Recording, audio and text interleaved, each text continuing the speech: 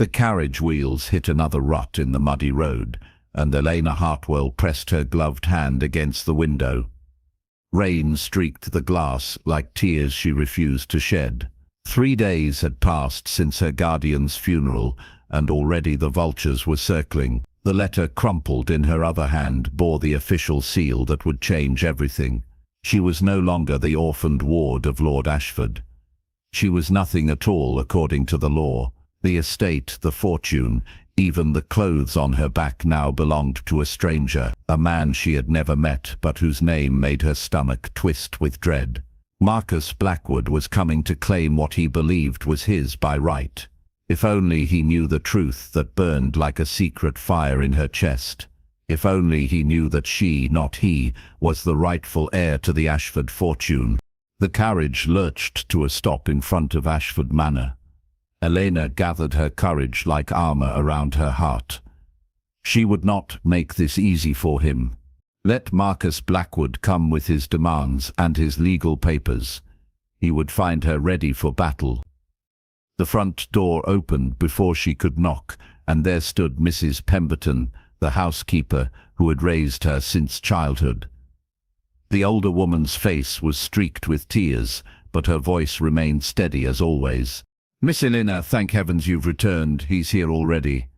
Been waiting in the study for over an hour, pacing like a caged wolf."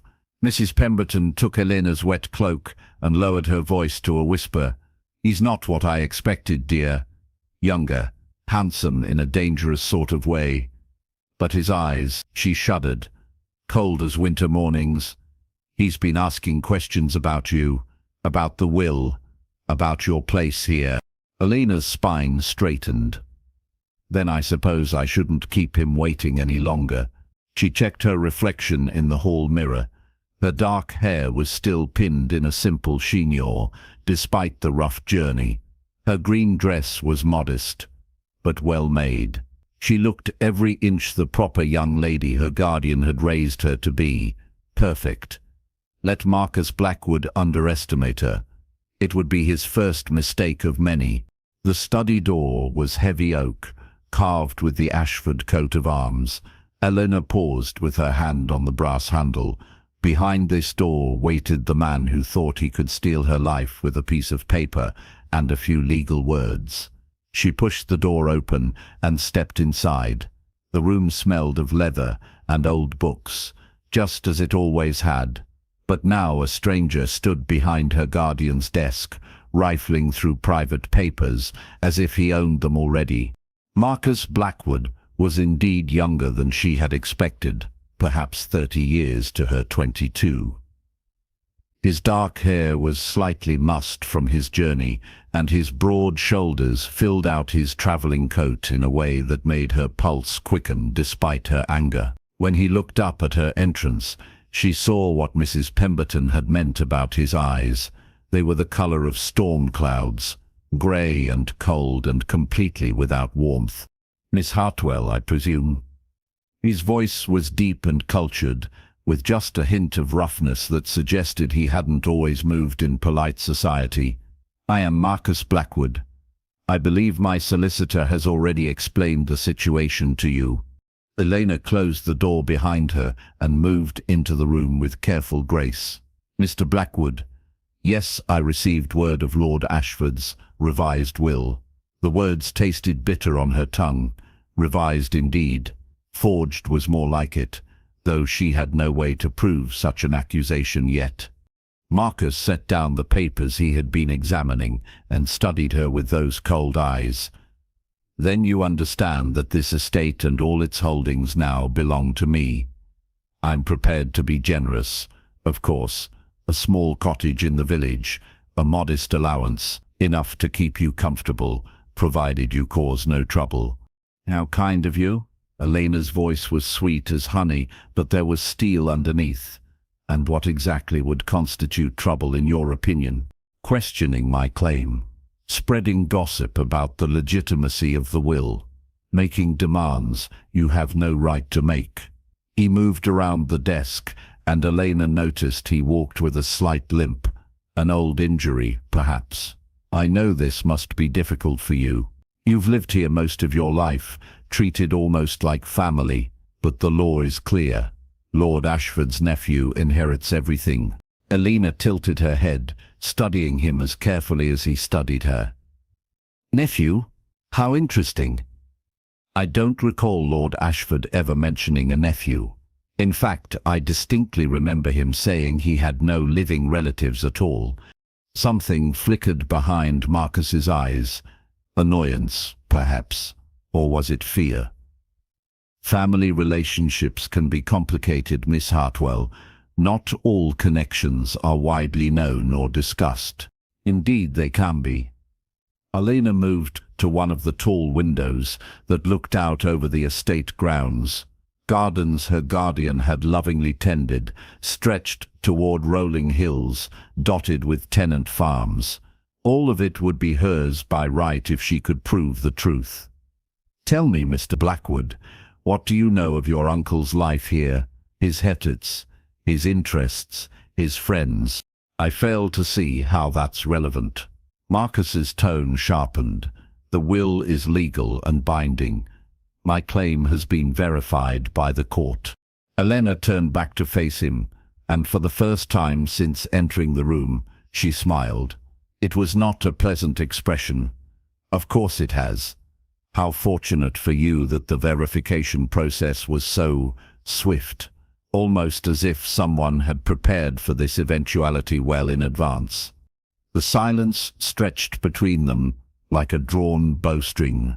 Marcus's jaw tightened, and Elena saw she had struck a nerve. Good. Let him worry about what she might know or suspect. The truth was, she had no concrete proof of fraud yet, but she would find it. She had to. Miss Hartwell, Marcus said finally, his voice dangerously quiet, I think we should discuss the practical arrangements for your departure. I am prepared to offer you 2 weeks to pack your belongings and make suitable arrangements elsewhere. 2 weeks. Elena's laugh was soft and musical, but it held no humor. How generous! And if I refuse, then you'll be removed by force if necessary. I have every legal right to do so. He stepped closer, and Elena caught the scent of his cologne mixed with leather and something darker. Something that made her breath catch, despite her anger. I don't wish to be harsh, but I won't be manipulated or delayed by tears and feminine hysteria. Elena's eyes flashed green fire. Feminine hysteria? Mr. Blackwood, you clearly don't know me at all. I don't weep, and I don't faint. I fight. Then you'll lose. His voice was matter-of-fact, almost bored. I have the law on my side. I have money and influence. What do you have? Elena smiled again, and this time there was something feral in the expression. I have the truth. And I have something else you might find interesting, a proposal of my own. Marcus raised one dark eyebrow. I'm listening. Marry me. The words hung in the air between them like a challenge thrown down at dawn. Marcus stared at her as if she had suddenly sprouted wings or burst into flame. His mouth opened, then closed again without sound. Marry you, he repeated slowly, as if testing the words for hidden meanings. Miss Hartwell, have you taken leave of your senses entirely?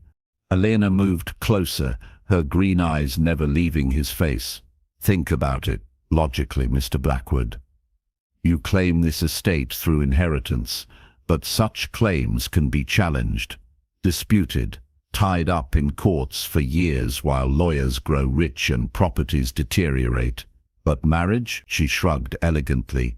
Marriage makes everything simple, legal, unquestionable. You would marry a man you believe stole your inheritance just to remain in this house. Marcus's voice held disbelief and something else. Something that might have been respect. I would marry the devil himself to protect what I love. Elena's voice was steady, but her heart was racing. This was the biggest gamble of her life. Besides, what choice do either of us have? You need legitimacy for your claim. I need security for my future. Marriage serves both our purposes.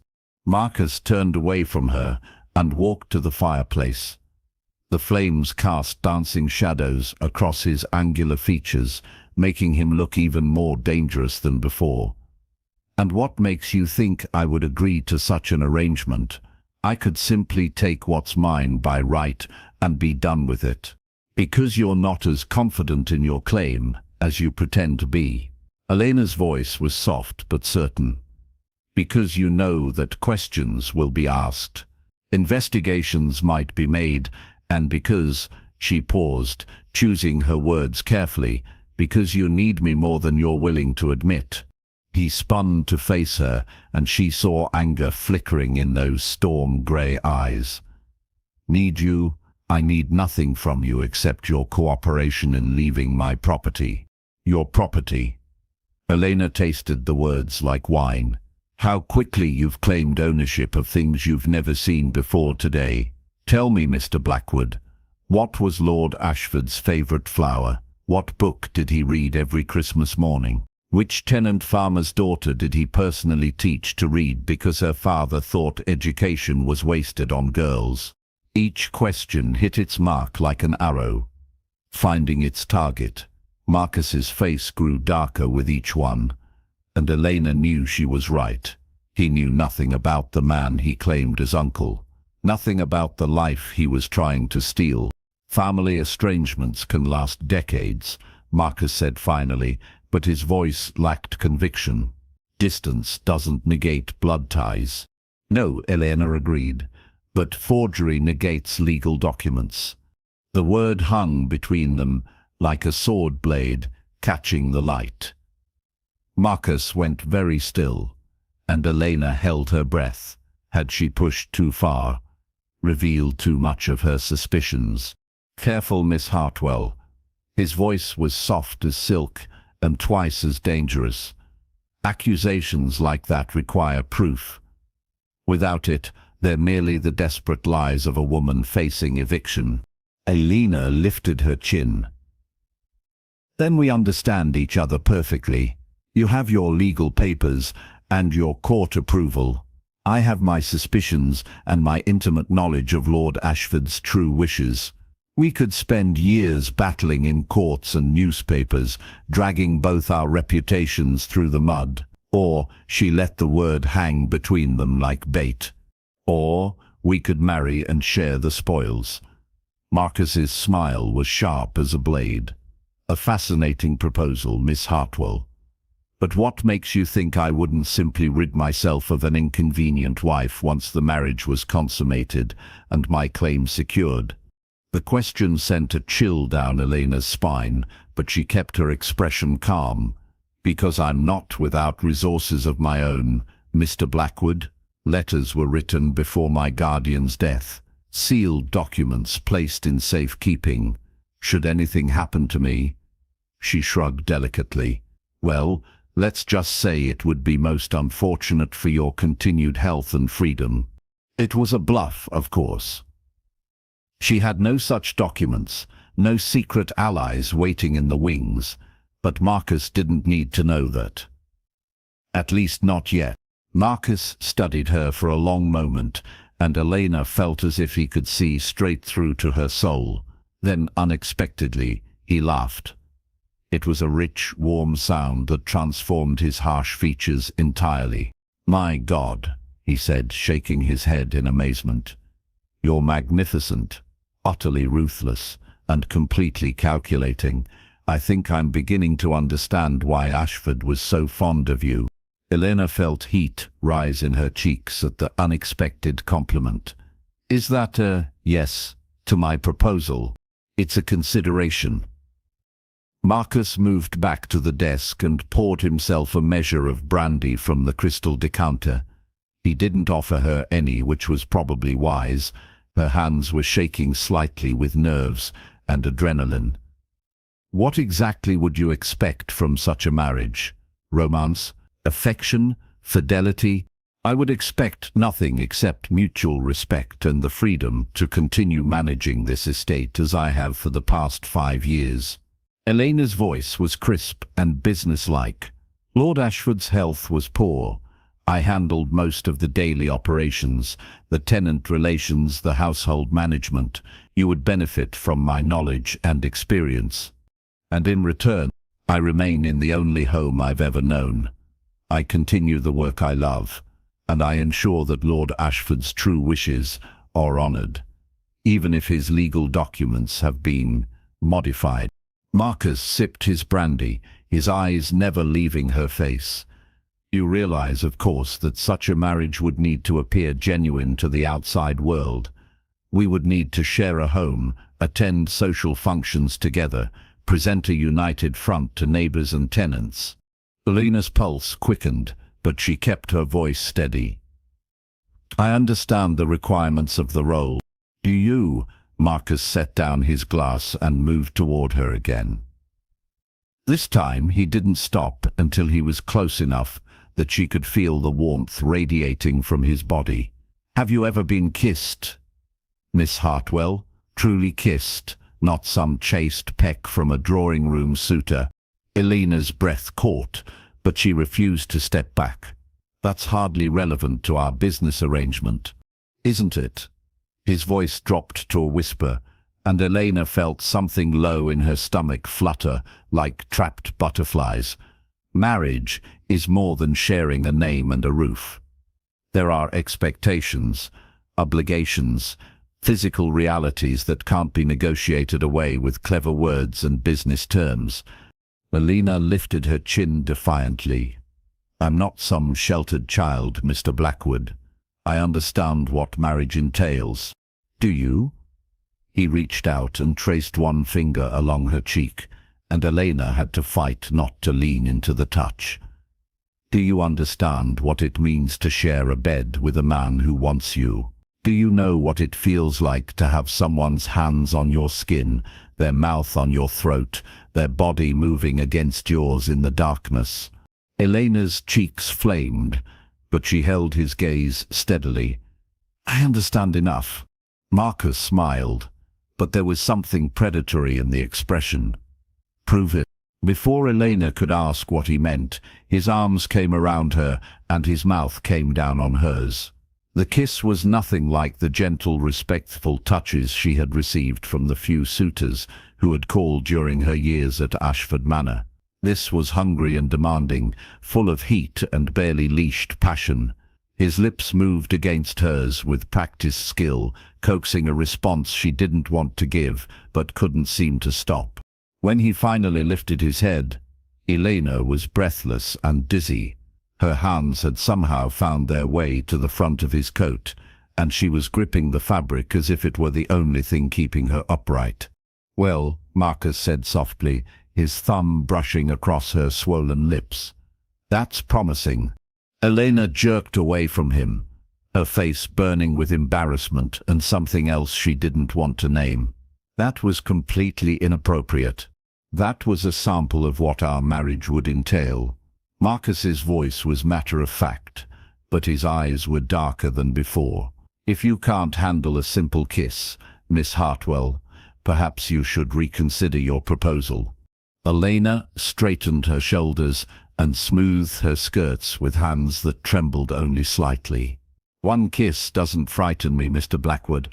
I've survived much worse than an overly forward gentleman. Have you? There was something in his tone that made her look at him more closely. What exactly have you survived, Elena Hartwell? The use of her first name sent another flutter through her stomach, but she ignored it. Loss, grief, betrayal, the usual trials of life. Betrayal? Marcus seized on the word like a hunting hound catching a scent. Who betrayed you? Elena realized her mistake immediately, but it was too late to take the words back. She lifted her chin with false bravado. Perhaps that's a story for another day.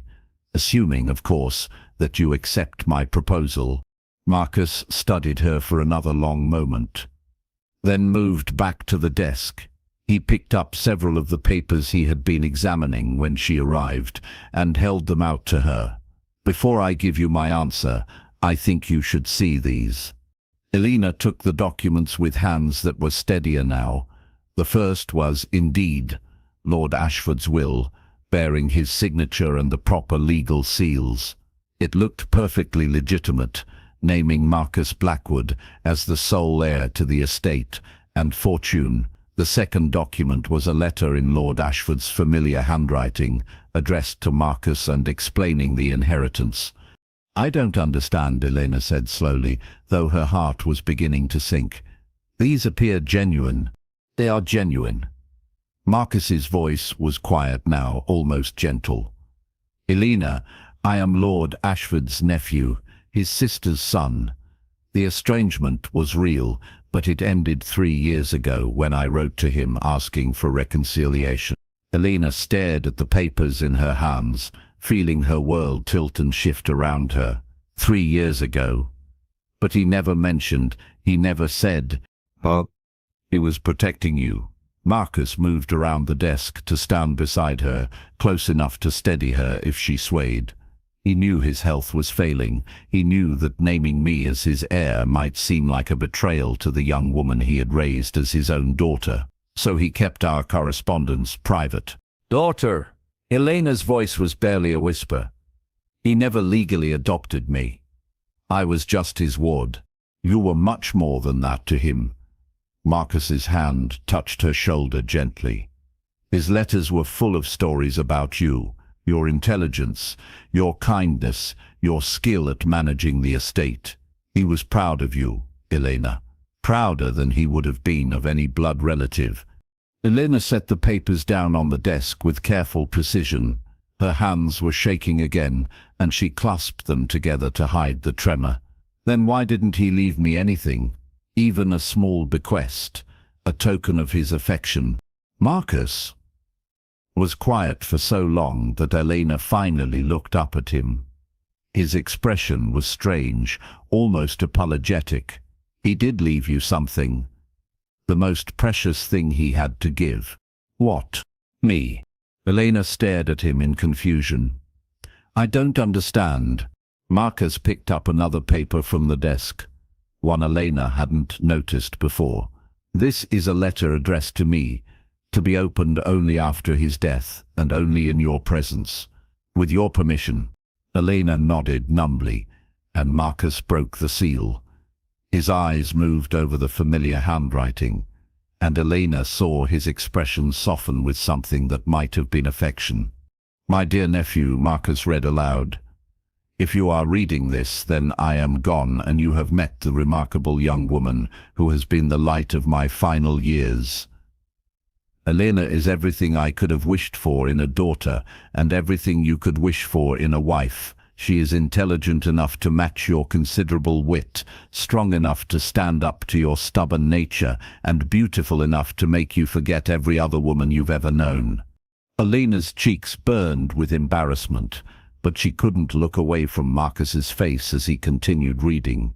"I know this may seem like the meddling of a dying old man, but I have observed you both through our correspondence and Elena's daily presence in my life.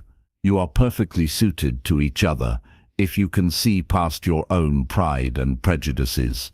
Marcus, you need someone who will challenge you and keep you grounded. Elena, you need someone who will protect you and give you the security you've never truly had."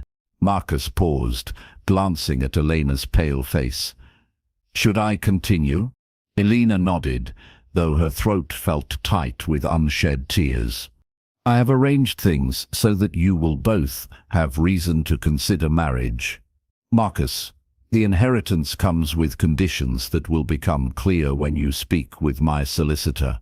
Elena, you are not as powerless as you believe. The documents in the hidden compartment of my desk drawer will explain everything. I hope you will forgive an old man's romantic notions and find in each other the happiness you both deserve." Marcus folded the letter and set it gently on the desk. The silence in the room was profound, broken only by the soft crackling of the fire and the distant sound of rain against the windows. "Hidden compartment?" Elena's voice was hoarse with emotion. Marcus nodded toward the desk. "There's a secret catch behind the third drawer. Lord Ashford mentioned it in one of his letters to me. Elena moved to the desk on unsteady legs and found the hidden mechanism. The compartment opened to reveal a small bundle of documents tied with blue ribbon. Her hands shook as she untied the bow and unfolded the papers inside. The first document made her gasp. It was a deed, naming her as the owner of Rosewood Cottage and its surrounding 50 acres. The property was valuable, situated on the edge of the estate with its own small lake and productive farmland. The second document was even more shocking. It was a bank statement showing an account in her name, containing more than £10,000, a fortune large enough to ensure her independence for life. The third document made her sink into the nearest chair. It was her birth certificate, but not the one she had always known. This one listed her father not as unknown, but as Thomas Ashford, Lord Ashford himself. "My God," she whispered, staring at the paper in disbelief. "He was my father, my actual father." Marcus moved to stand behind her chair, reading over her shoulder. "Elena, this changes everything." She looked up at him with tears streaming down her face. "Does it? You're still his legal heir.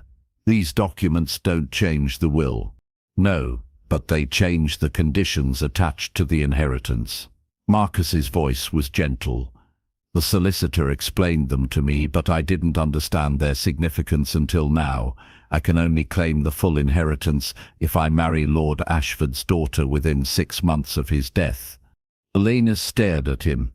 "His daughter? Me? You?" Marcus moved around to face her, his expression serious. "Elena, if you refuse to marry me, I inherit only the estate itself.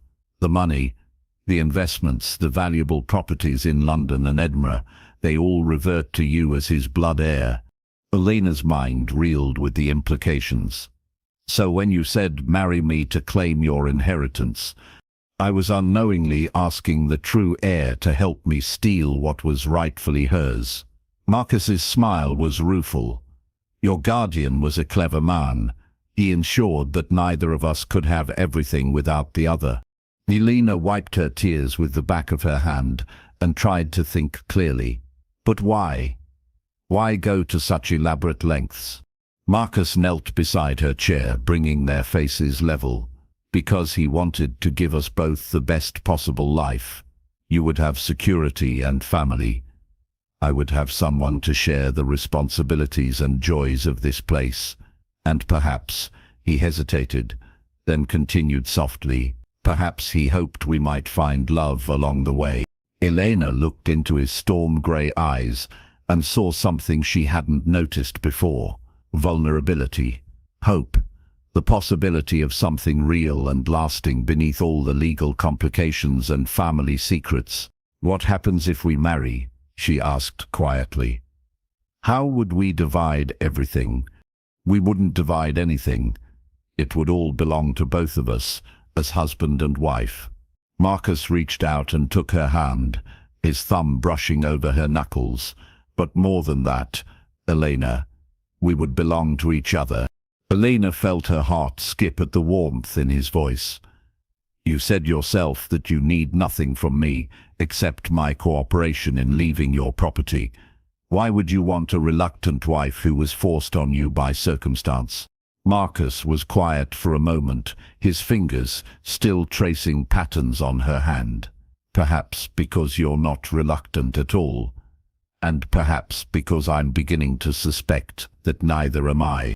Elena studied his face, searching for signs of deception or calculation.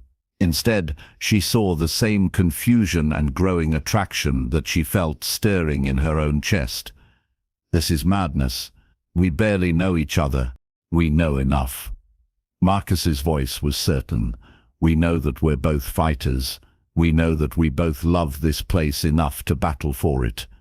We know that neither of us backs down from a challenge." His free hand came up to cup her cheek. "Can we know that there's something between us? Something that makes the air crackle when we're in the same room?" Elena's breath caught as his thumb traced along her lower lip. Physical attraction isn't enough to build a marriage on. No, but it's a start. Marcus leaned closer, his voice dropping to a whisper. Elena, I came here expecting to find a spoiled, grasping woman trying to steal what wasn't hers. Instead, I found someone brave enough to propose marriage to a stranger, clever enough to see through legal deceptions, and strong enough to stand up to me when I was being an arrogant fool. I did propose marriage to steal your inheritance, Elena pointed out, though her voice lacked conviction. You proposed marriage to save the only home you'd ever known, and protect the people who depend on this estate. Marcus's eyes were warm now, not cold at all. That's not greed, Elena. That's love. Elena felt tears prick her eyes again. I don't know how to be a wife. I don't know how to share my life with someone else. Neither do I. Marcus's admission was soft and honest. I've been alone for most of my life. Independent, answerable to no one. The idea of marriage, of partnership, of caring about someone else's happiness as much as my own. He shook his head. It terrifies me. Then why are you willing to try? Marcus was quiet for a long moment, his eyes searching hers. Because when I walked into this room today, I was a man with nothing but money and property to his name. When I leave this room, I want to be a man with a home, a family, a future worth fighting for. Elena felt something shift in her chest, like a door opening to let in light after years of darkness. And you think we could have that? Together? I think we could have anything we want, if we're brave enough to reach for it. Marcus's thumb brushed away a tear she hadn't realized had fallen. Will you marry me, Elena Hartwell? Not for inheritance or property or legal convenience, but because we might just be perfect for each other. Elena looked into his eyes and saw her own hopes reflected back at her. The hope for love, for family, for a future filled with more than just duty and loneliness. She thought of her guardian's letter, of his belief that they were suited for each other. She thought of the way her pulse quickened when Marcus touched her, the way his rare smiles transformed his entire face. Yes, she whispered, and the word felt like a key turning in a long-locked door. Yes, I'll marry you. Marcus's smile was brilliant, transforming his harsh features into something almost beautiful. Thank you, he said simply, and then his mouth was on hers again. This kiss was different from the first. Softer, deeper, full of promise instead of challenge. Elena found herself responding without thought or hesitation, her arms coming up to circle his neck as he gathered her closer. When they finally broke apart, both were breathing hard. When? Marcus asked against her forehead. Soon, Elena replied, surprising herself with the certainty in her voice. I don't want to wait. I don't want to give either of us time to change our minds or find reasons why this won't work. Marcus laughed, the sound rich and warm. Afraid I'll come to my senses and realize what a bargain I'm getting. Afraid I'll come to my senses and realize what a terrible risk I'm taking. Elena's smile took the sting out of her words. You could still be a fortune hunter, or a scoundrel, or a man with a dozen wives scattered across England. Only a dozen. Marcus's eyes danced with mischief. You underestimate my charm, Miss Hartwell. Elena laughed despite herself, and the sound surprised them both. When had she last laughed with genuine joy? When had she last felt this light, this hopeful about the future? I should probably meet with your solicitor, she said, trying to return to practical matters. There will be documents to review, legal arrangements to make. All of that can wait until tomorrow. Marcus stood and offered her his hand. Tonight, I think we should simply get to know each other better, as people, not as legal adversaries or reluctant allies. Elena took his hand and let him help her to her feet. What did you have in mind? Dinner for a start. Mrs. Pemberton mentioned something about a roast and Yorkshire pudding that smelled divine. Then perhaps you could show me around the estate. I'd like to see it through your eyes, understand what makes you love it so much. Elena felt warmth spread through her chest at his words. You want to learn about the estate? I want to learn about everything that matters to you. Marcus's voice was serious now. Your favorite places, your daily routines, your hopes and dreams for this place. If we're going to be partners, I need to understand what we're partnering for. Elena looked at him with new eyes, seeing past the harsh exterior to the thoughtful man beneath. I think I would like that very much. They had dinner in the smaller dining room, the one Elena preferred for its warmth and intimacy. Mrs. Pemberton outdid herself with the meal, though Elena suspected the housekeeper's excellence had more to do with curiosity about their guest than mere culinary pride. Marcus proved to be an entertaining dinner companion, with stories of his travels and business ventures that made Elena laugh despite her earlier fears. You've been to India? Elena asked, as Marcus described a particularly harrowing sea voyage. Twice. Once, for business.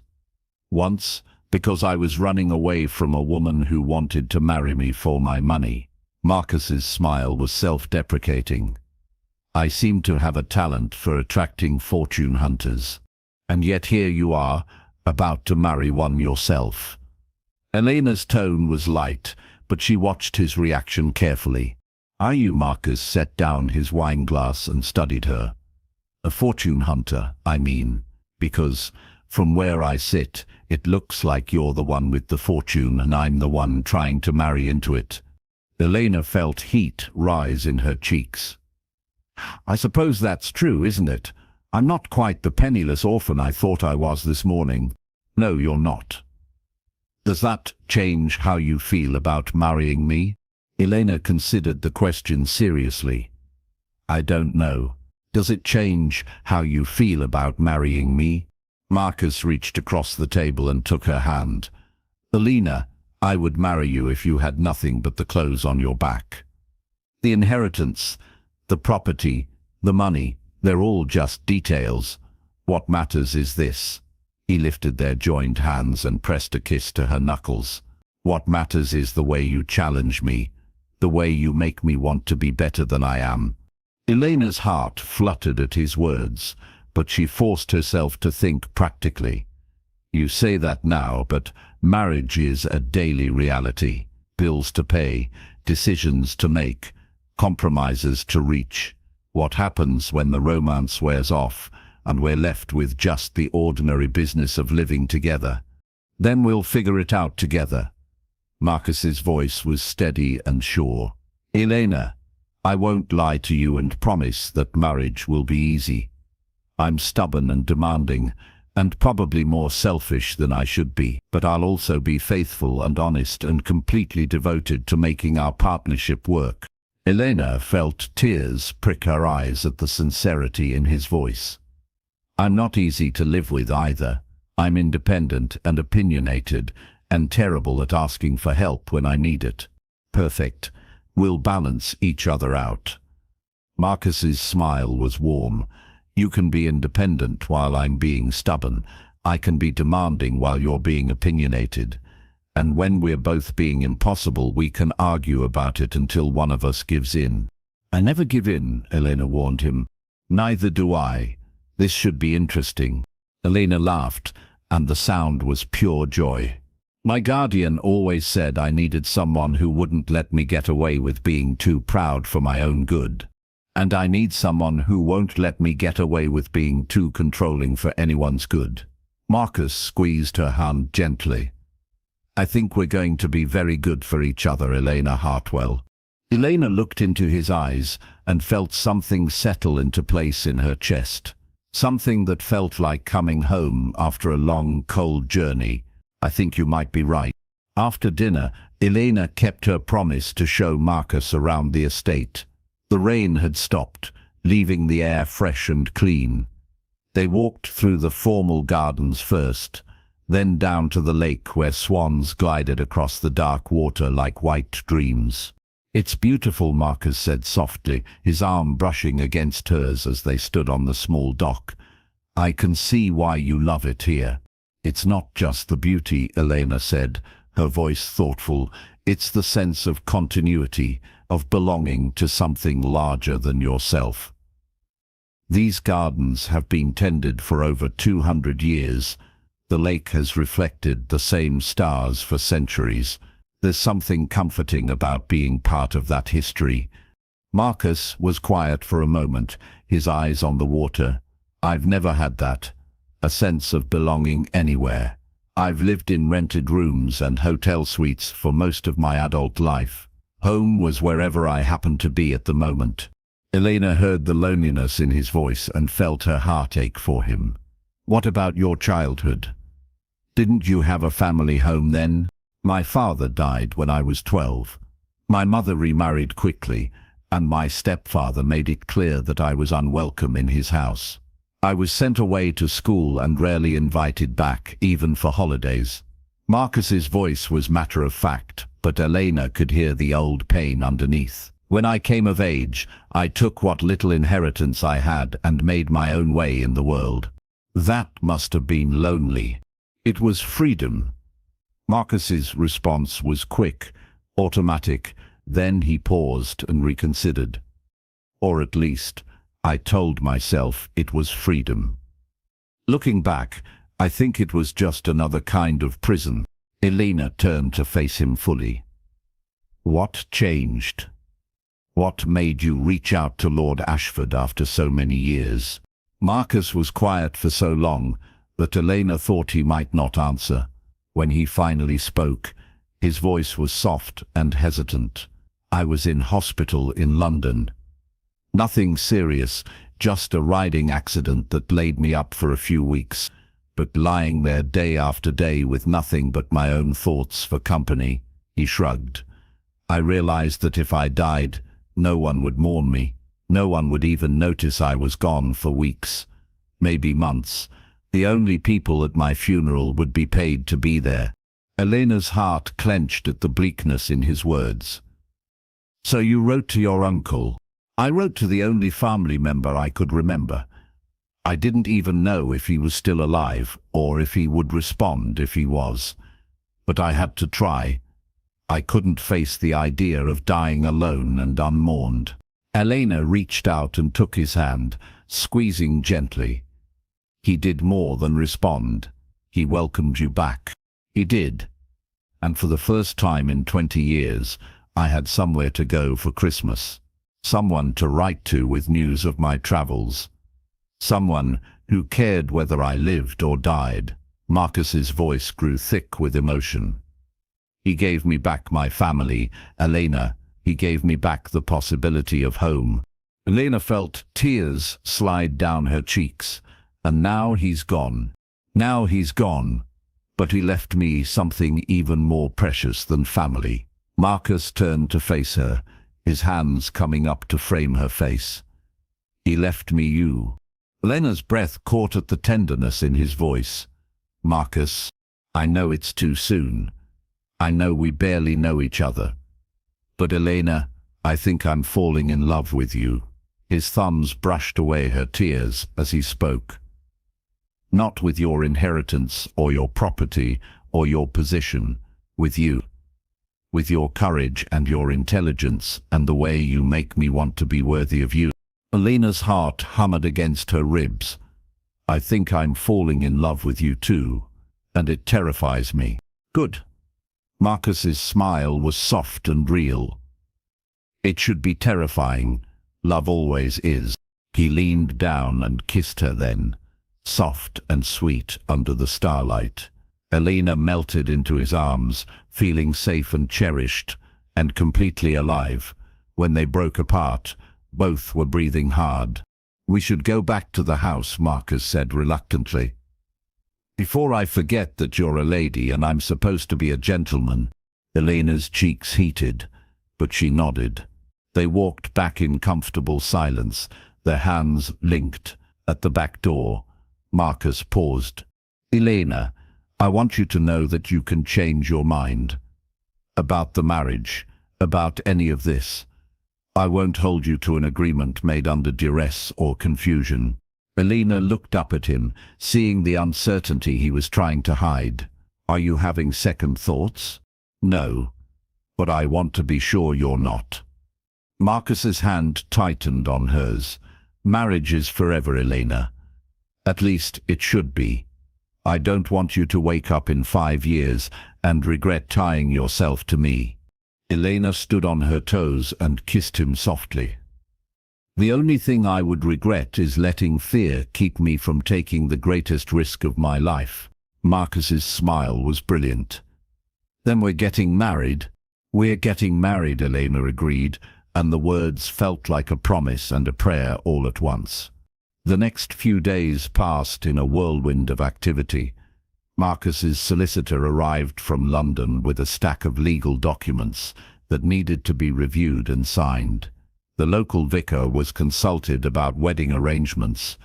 Mrs. Pemberton threw herself into preparations with the enthusiasm of a general planning a military campaign. Elena found herself caught up in the excitement despite her lingering nervousness. She had never imagined herself as a bride, had never dreamed of wedding gowns and flower arrangements and guest lists. But watching Marcus's face light up as they discussed their future together, she began to believe that this improbable match might actually work. The banns will be read for 3 consecutive Sundays, the vicar explained as they sat in his cozy study. Then we can perform the ceremony any time after that. Will a month from today suit you both? Elena looked at Marcus, who nodded. Perfect, she said. That will give us time to prepare properly, and time for the local gossips to speculate about our hasty courtship, Marcus added with a wry smile. The vicar chuckled. Oh, my dear boy, they've been speculating since the day you arrived.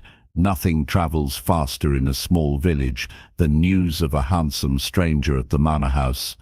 Elena felt her cheeks warm. What are they saying? That you're either madly in love or desperately practical, depending on who's doing the talking. The vicar's eyes twinkled with amusement. Mrs. Fletcher from the post office is convinced it's a grand romance. Mr. Thompson from the pub thinks you're both calculating fortune hunters trying to outwit each other. What do you think? Marcus asked curiously. The vicar studied them both for a moment, taking in their joined hands and the way they looked at each other. I think Lord Ashford would be very pleased indeed. That evening, Elena and Marcus walked through the village together, stopping to introduce Marcus to the shopkeepers and tenants he would soon be responsible for. Elena watched nervously as he spoke with each person, wondering how they would receive this stranger who was about to become their landlord. She needn't have worried. Marcus had a natural ease with people that surprised her. He listened more than he spoke, asked thoughtful questions about their work and families, and showed genuine interest in their concerns about crop rotation and livestock prices. He's not what I expected, Mrs. Collins from the bakery confided to Elena while Marcus examined a display of fresh bread. Much younger and more approachable than most gentlemen of property. And the way he looks at you, dear.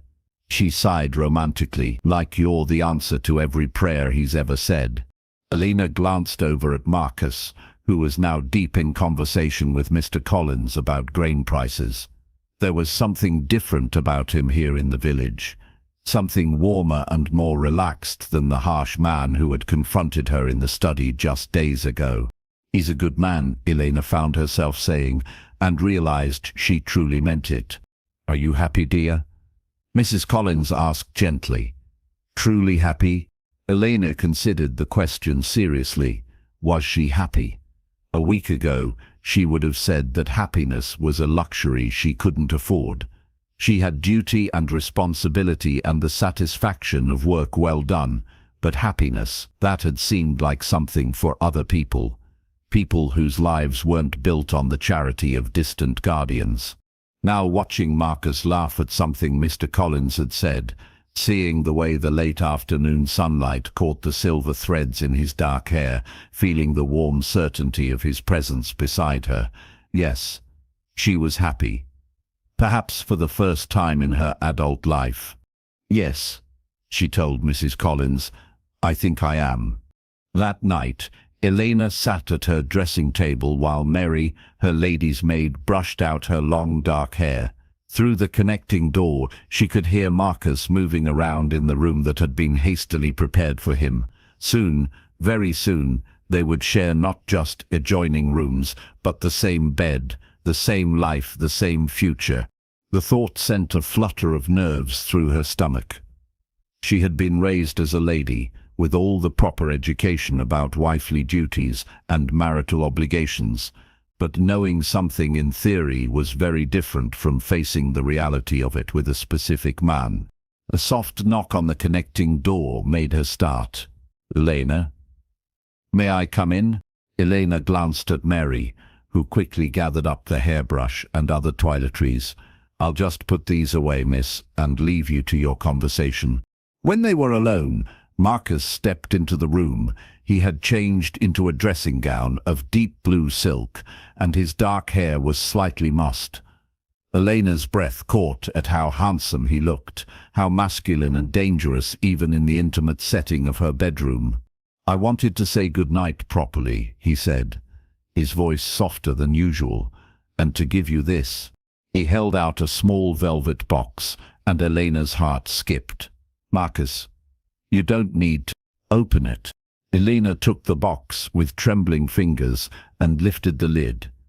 Inside, nestled in white silk, was the most beautiful ring she had ever seen. It wasn't large or ostentatious, but it was perfect. A square-cut emerald surrounded by small diamonds, set in gold that gleamed warmly in the lamplight. It was my grandmother's, Marcus said quietly. The only thing of value my mother kept from her family. She gave it to me before she died, said I should save it for the woman I married. Elena lifted the ring from the box, admiring the way the emerald caught the light. It's beautiful. But Marcus, this is a family heirloom. Are you sure you want me to wear it? Marcus took the ring from her fingers and slipped it onto her left hand. It fit perfectly, as if it had been made for her. You're going to be my family, Elena. My wife, my partner, my future. Of course I want you to wear it. Elena stared down at the ring, overwhelmed by the significance of the moment. This made it real, in a way that all the legal documents and wedding preparations hadn't. She was engaged. In 3 weeks, she would be married. Having second thoughts? Marcus asked gently, seeing her expression. Elena looked up at him, seeing the uncertainty he was trying to hide. No second thoughts, just amazement, I suppose. A week ago, I thought my life was ending. Now it feels like it's just beginning. Elena stood and moved closer to him, her hand still extended to admire the ring.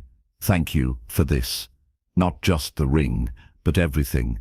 The chance at happiness, at love, at a real future. Marcus's hands came up to cradle her face.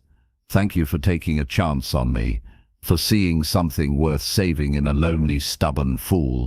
Elena smiled up at him. You're not a fool. Lonely and stubborn, perhaps, but not a fool. Marcus laughed and leaned down to kiss her forehead. Sleep well, my dear. Dream of our wedding day. What will you dream of? Elena asked softly. Marcus's eyes darkened with something that made her pulse quicken. Our wedding night. Elena's cheeks flamed, but she didn't look away.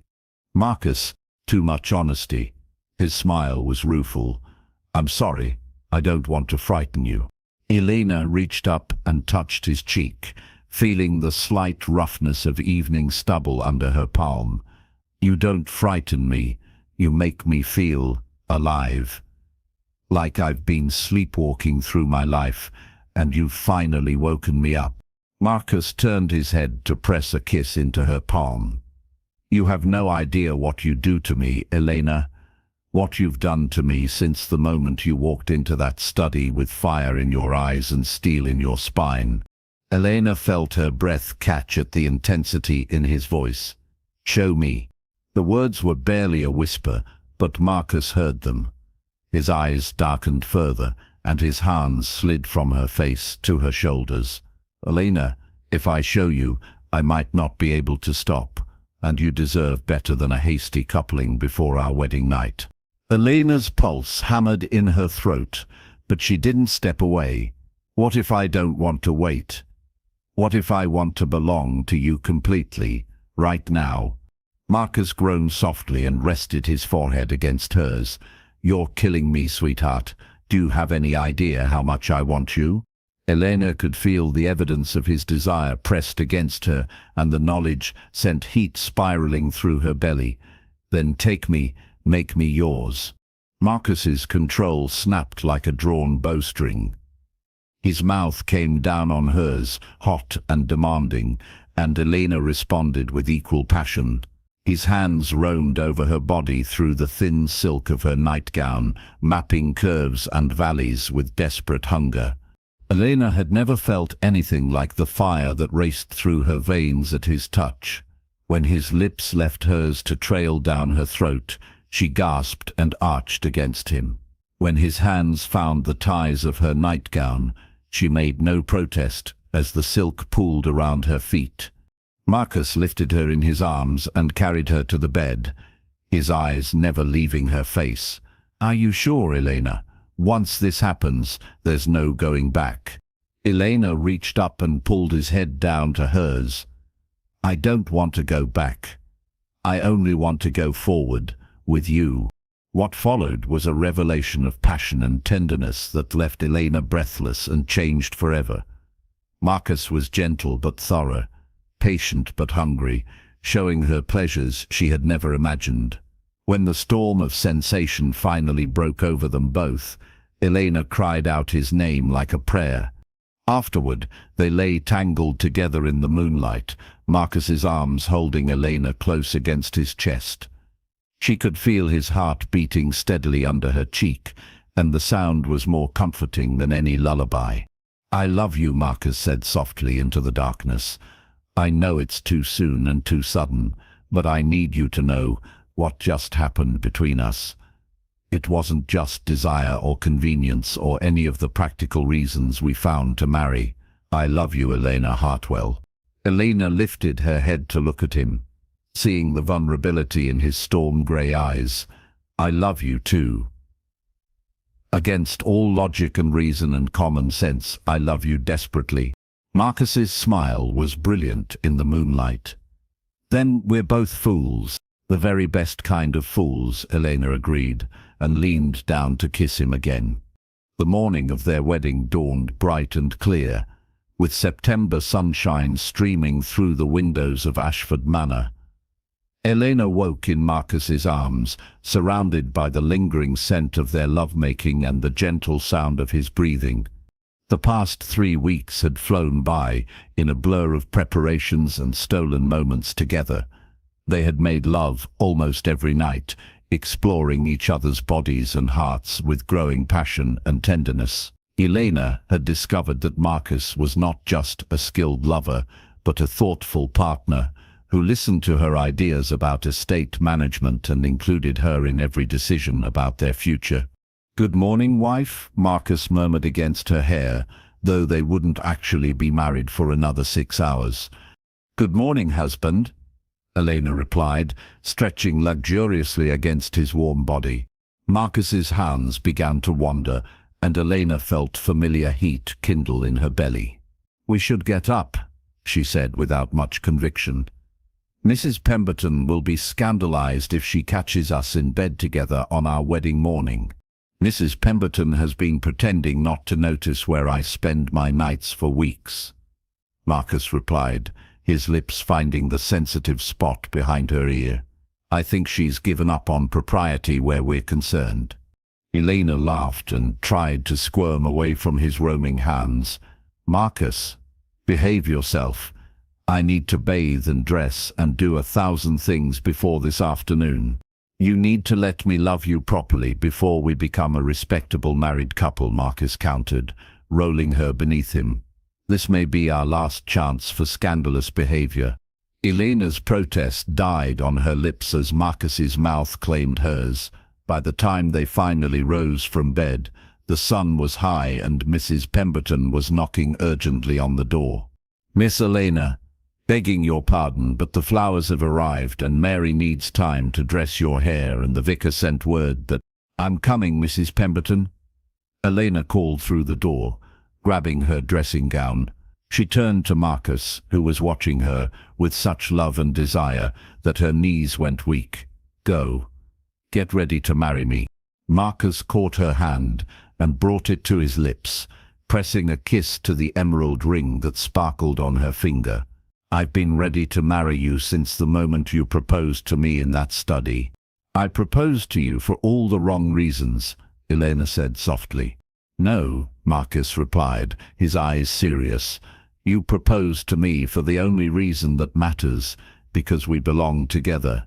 The ceremony was held in the village church, with what seemed like half the county in attendance. Elena wore her mother's wedding dress, altered to fit her by the village seamstress, and carried a bouquet of white roses from the manor gardens. As she walked down the aisle on the arm of Mr. Phillips, the elderly magistrate who had agreed to give her away, she had eyes only for Marcus. He stood at the altar in a dark blue coat that matched his eyes, his usually stern face transformed by a smile of pure joy. When she reached his side and he took her hand, Elena felt the last of her fears melt away. This was right. This was meant to be. The vicar's words seemed to float over them like music. Elena heard herself promising to love, honor, and obey, heard Marcus pledge his life and devotion to her, but all that really mattered was the warmth of his hand in hers, and the love shining in his eyes. When the vicar pronounced them husband and wife, Marcus's kiss was gentle and reverent, a seal on the promises they had made. The congregation erupted in cheers and applause, but Elena barely heard them. She was Mrs. Marcus Blackwood now, and the name felt like coming home. The wedding breakfast was held at the manor, with tables set up in the great hall and spilling out onto the terrace. Elena moved through the crowd of well-wishers like a woman in a dream, accepting congratulations and good wishes, while Marcus never left her side. You did it, dear, Mrs. Pemberton whispered when she caught Elena alone for a moment. You found your happy ending after all. Elena glanced across the room to where Marcus was deep in conversation with several of the tenant farmers, his face animated as he discussed plans for improving the estate's drainage. I think we both did. As the afternoon wore on and the last of the guests finally departed, Elena found herself alone with her husband in the drawing room. The words still felt strange and wonderful on her tongue. Husband. Marcus was her husband now, legally and completely. Tired? Marcus asked, coming to stand behind her chair and resting his hands on her shoulders. Wonderfully tired, Elena replied, leaning back against him. Happy tired. Marcus bent down to nuzzle her neck, and Elena shivered at the familiar touch. Ready for our wedding night, Mrs. Blackwood? Elena's pulse quickened at the possessive note in his voice. Haven't we been having our wedding night for the past 3 weeks? Those were previews, Marcus murmured against her skin. Tonight is the real performance. Elena laughed and turned in his arms. In that case, husband, I suggest we retire early. We have a lifetime of performances ahead of us, and I want to make sure we get plenty of practice. Marcus's answering smile was wicked and full of promise. Mrs. Blackwood, I do believe you're going to be a very demanding wife. Count on it, Elena replied, and pulled his head down for a kiss that tasted of champagne and forever. Much later, as they lay entwined in the darkness of their marriage bed, Elena traced patterns on Marcus's chest with her fingertip. Do you think he's watching us somehow? My father, Lord Ashford. Marcus caught her hand and brought it to his lips. I think he's probably quite pleased with himself for arranging all this so cleverly. Elena smiled against his shoulder. He would be smug about it, wouldn't he? He always did like to be proved right. Well, he was right about us. Marcus's arms tightened around her. We are perfect for each other. Elena lifted her head to look at him in the moonlight. Even though I proposed to you for mercenary reasons, even though I came here planning to evict you without a second thought. Marcus's eyes were warm with love and amusement. We may have found each other for all the wrong reasons, Elena, but we're staying together for all the right ones. Elena settled back against his chest with a contented sigh. I love you, Marcus Blackwood. And I love you, Elena Blackwood. Forever and always. Outside their window, the moon shone down on Ashford Manor, illuminating the gardens where they had first begun to fall in love, and the lake where they had shared their first real kiss. In the morning they would begin their lives as true partners, working together to build something lasting and beautiful. They would face challenges and disagreements, joys and sorrows, all the ordinary struggles and triumphs of married life. But tonight, they were simply two people who had found in each other the missing piece of their hearts. Two people who had learned that sometimes the greatest love stories begin with the most practical proposals, and that the best inheritances are not gold or property, but the courage to open your heart to another person. Elena drifted off to sleep in her husband's arms, dreaming of their future together. In her dreams, she could almost hear Lord Ashford's gentle laughter, carried on the night wind, like a blessing. He had given them both the greatest gift imaginable. Not wealth or position or even family, but the chance to love and be loved in return. And in the end, that was the only inheritance that truly mattered. The years that followed were everything Elena and Marcus had hoped for, and more. They proved to be not just lovers, but true partners, managing the estate together with a combination of Elena's intimate knowledge and Marcus's business acumen that made Ashford Manor more prosperous than it had ever been.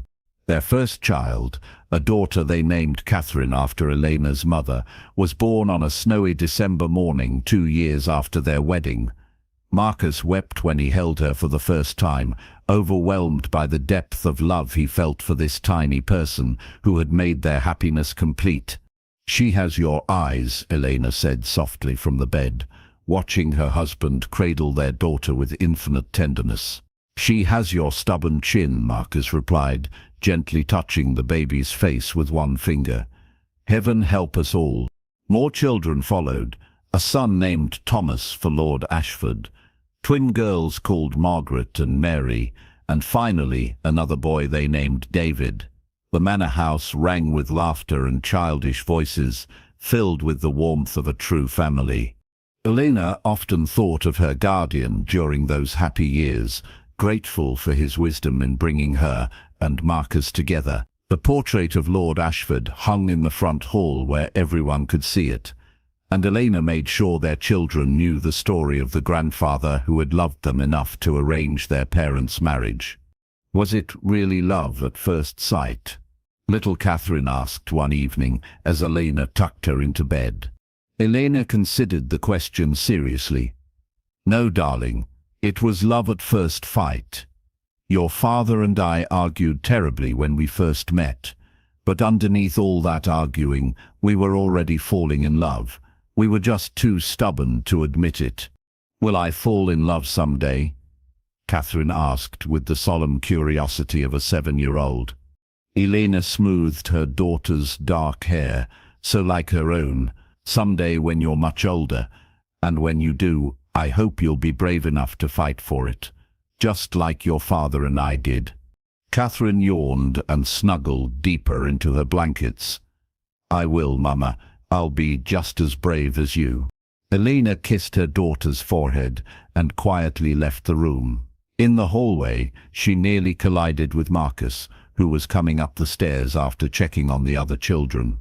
All settled? He asked, slipping his arms around her waist. All settled. Elena leaned into his embrace, still feeling the same flutter of excitement she had felt on their wedding night 10 years ago.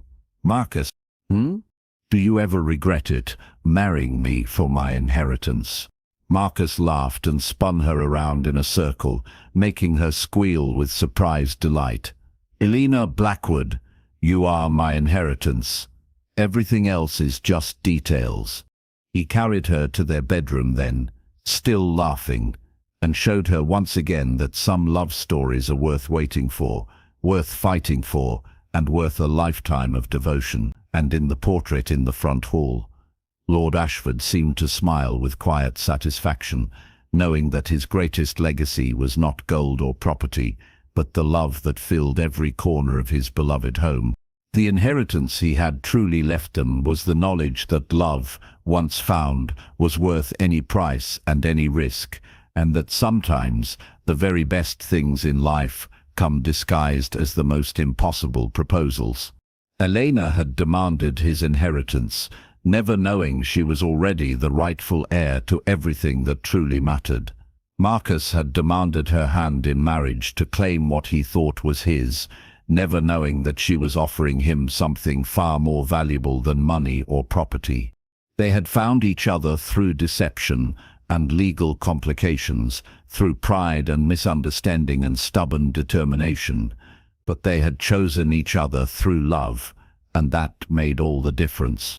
In the end, the greatest inheritance of all was the family they built together, the love they shared, and the knowledge that some proposals, no matter how unlikely or impossible they seem, are simply meant to be.